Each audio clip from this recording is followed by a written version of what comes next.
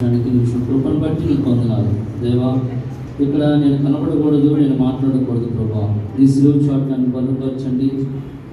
నీ వాక్యం ద్వారా మీరు నాతోటి మా అందరితోటి మీరు మాట్లాడమని అడుగుతున్నాను ప్రభా.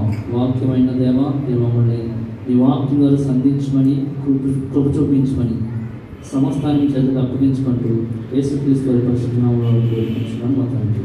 ఆమేన్. రెండో మాట లోకస్వార్త 23:43.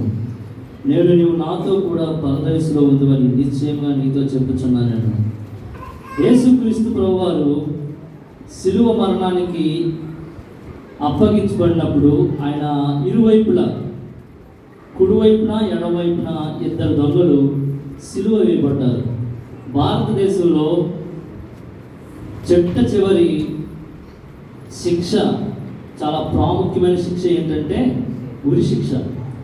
రోమన్ గవర్నమెంట్లో చాలా ప్రమాదకరమైన శిక్ష, చిట్ట చివరి శిక్ష ఏంటంటే శిలువ శిక్ష. చాలా భయంకరమైన శిక్ష. అలాంటి శిక్షని ఏ నేరము చేయని, ఏ పాపము చేయని, పాపం అంటే ఎరగని యేసుక్రీస్తు ప్రభువారికి ఆ శిలువ మరణాన్ని వేశారు. అయితే ఇది మనుషులు వేశారా లేకపోతే ఇంకోటి వేశారన్నది కాదు, కానీ దేవుడే ఒక ఉద్దేశం ప్రకారం ఈ శిలువ మరణాన్ని ఆయన తీసుకున్నాడు. కారణం నిన్ను నన్ను మనందరినీ రక్షించడానికి ఈ శిలువ మరణాన్ని తీసుకున్నాడు.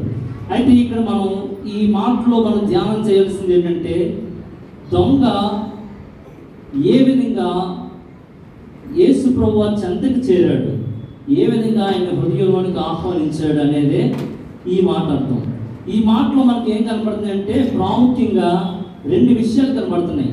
ఒకటి రక్షణ, రెండోది రక్షణ నిశ్చయత. నేను మళ్ళీ చెప్తున్నాను, మొదటిది రక్షణ, రెండోది రక్షణ నిశ్చయత.